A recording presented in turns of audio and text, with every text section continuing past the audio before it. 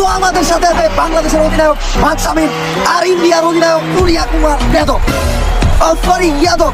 তো এখন হবে টস, আর টসে বাংলাদেশ থেকে যমুনা সেতু আর ইন্ডিয়া থেকে শাপলা। স্যার আমি আমার যমুনা সেতু গেলাম কখন? সবসময় কি তোরাই যাবি? একটা দিন গেমে যাইতে পারি না? আমার তাওয়ার কি কোনো মূল্য নাই?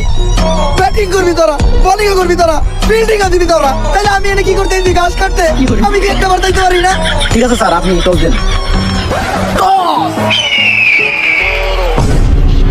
শাপলা India won the toss. Yes yes yes. Sir toss জিতার পর ইন্ডিয়াও তো এত খুশি হয় নাই যতটা খুশি আপনি হইতাছেন।